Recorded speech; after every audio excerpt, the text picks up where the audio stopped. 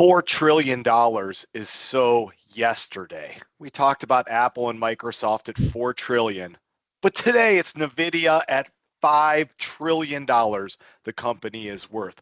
We're going to hit that topic and Fed rate cuts coming, we believe, later today. This is a financial education presentation. You must do your own due diligence on anything you hear in this presentation. More disclaimer information can be found on AnkerstarWealth.com, and the opinions expressed are mine and Corey's alone. So let's go to Nvidia. Exciting. The first ever $5 trillion valuation. Now, some people out there may be like, what does that mean? I have $5 trillion worth of stock? Absolutely not. But what that means is if you take the total number of shares outstanding times the actual price of the share, which is at about $210, when you make that multiplication, it equals $5 trillion. So that's why when you look at stock prices, don't always be, oh, just because a stock is worth, says $1,000 a share, that doesn't mean it's really worth more than Nvidia's $200 a share, because you have to look at the total value. So Nvidia, $5 trillion. Why? AI, and Jensen Huang. So this company originally started as this video game graphics card company for many, many years, even into the COVID years. My kids told me when I bought a laptop, and I didn't just buy it for video games, but I bought it for other stuff too. And they said, your laptop's worth more than you paid for it. And I'm like, that doesn't make any sense. That never happens. But they said it's because these video game or graphics cards are worth more during a chip shortage. And I should have known right then, like, that's interesting. But I'll be honest, I didn't pick up on it. But then as we see AI come out, video games was just the beginning. These graphics cards or these video processors are where Nvidia has really reached its peak. So there's a picture of Jensen Huang I'm sharing there. Still waiting for him to accept my LinkedIn friend request. So let's take a look at the stock, what it's done just this year. Now, I could go back further and we could say, well, I wish I'd invested this, 5 years ago, of course. But just this year, when we came into the year, it was trading around $130, and it went up to $150. And I remember we had a lot of people saying, let's buy it. And it was like, should we buy it at a peak? Do we have a FOMO moment? Everyone wants in.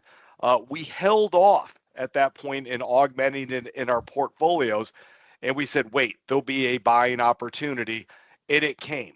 We actually bought more down over here in this early here. I can scroll down a little bit. We added it more to our portfolios in February. I'm not saying that we loaded up totally during the tariffs, but then we even bought more. And what I think was interesting in this process is some people that said, buy it at $150 when the thing went down to $100 a share. And it actually got below $100 a share. I reached out to some people and they were like, I don't know. It just lost 50% of its value, 50% down from that high. Since then, oh my goodness, look at this. It's doubled. It's went from under 100 to $200 a share. And this company is just such an exciting one. So as earnings come out that Corey's going to talk about in a few minutes, we could see this thing move. A lot of times earnings from a Nvidia, they estimate it like plus or minus 10%. Like they can come out with really, really good news and exceed earnings and estimates and still drop 5% because it is peak value right now. Can it go higher? Well, we said it could go higher when it was at 150, and it certainly did. We'll see where it goes from here. Corey, what do you say? Do you love Nvidia? Hey, is this just great company? Oh yeah. Hey, hit a 5-year chart. Sure. There you go. If So I bought when my kids told me, that's what I get. Yeah, you go back. Okay. So I've talked to some folks about, what do you do if you see something more uncertain, right? There's some things that come with lots of certainty, but maybe not a lot of growth. There's some things that come with a lot of growth, but maybe not as much certainty, right? And even still, Nvidia has a lot of certainty now, but less so than maybe a Coca-Cola or something else, right? Things can change. You know, obviously it's a dynamic market that they're operating in. Now, here's how you think about that. If you have something like that, that you really feel confident in, you don't need to put a large part of your portfolio in it. If you had gone 5 years ago, Mike, and you had thrown 2% of your portfolio into this, that 2% would now be worth 20% of your portfolio.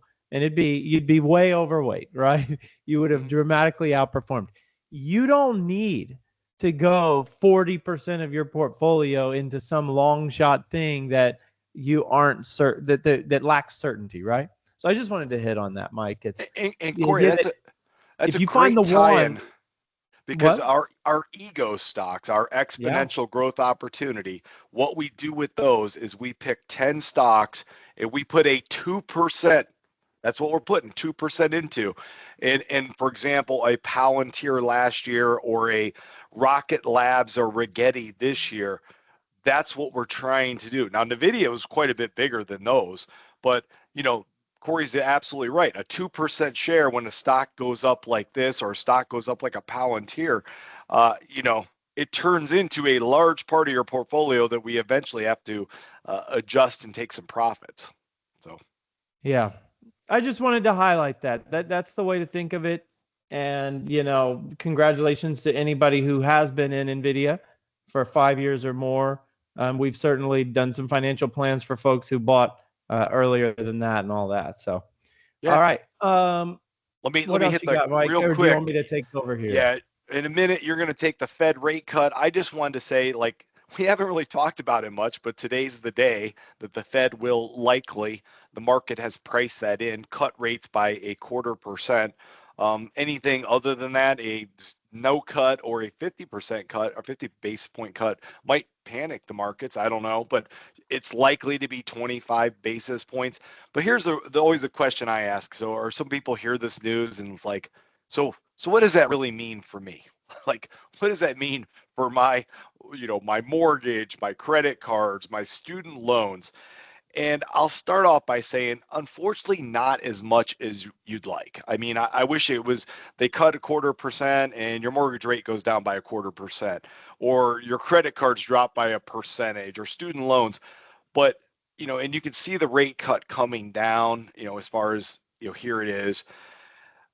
So when the Fed cuts a rate, it does not cut every interest rate immediately.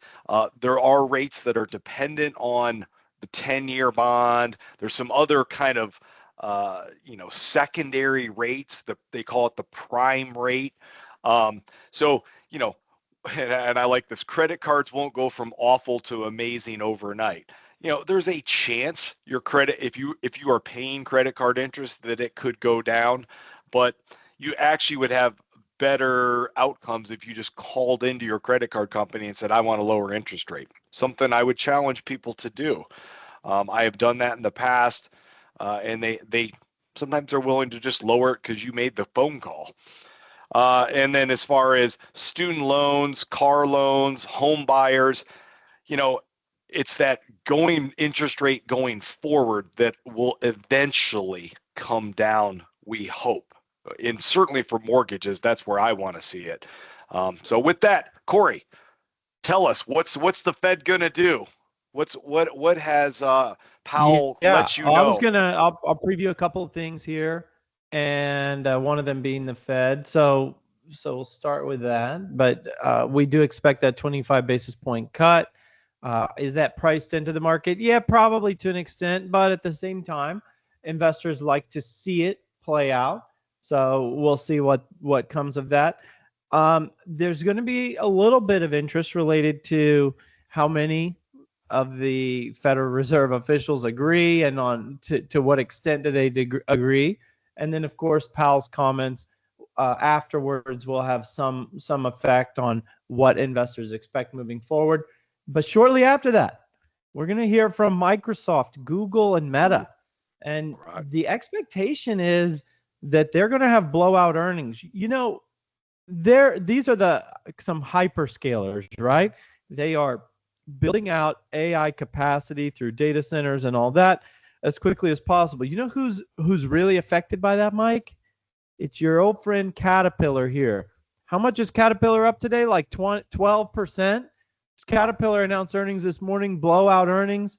That is nothing to sneeze at. That company has benefited in a major way from the data center build out.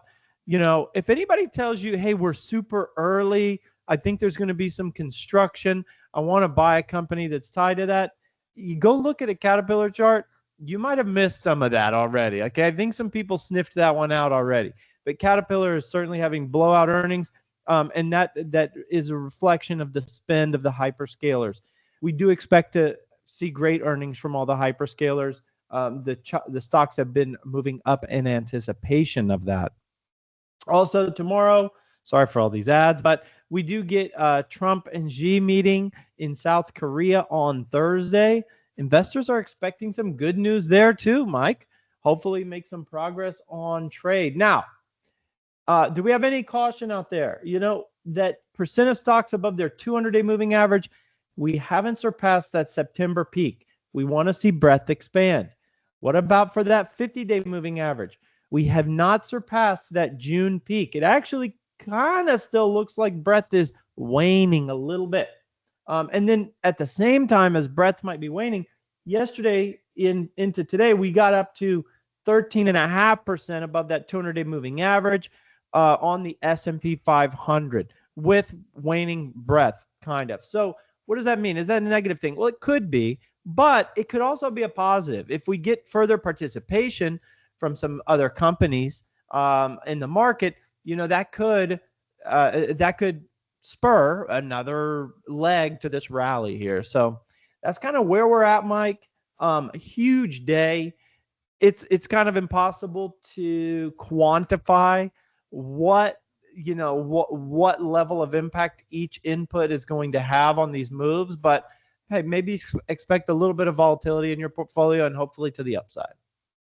I know Corey is sitting on pins and needles for this market to close today, and Microsoft, Google, and Meta to release their earnings for his all-night Excel analysis that we will bring to you tomorrow morning. The Fed's news is almost like, I can't wait to see what's coming out of those three. That's the real Super Bowl that we're going to see tonight. So.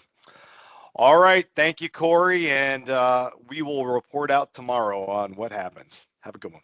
Bye, everybody.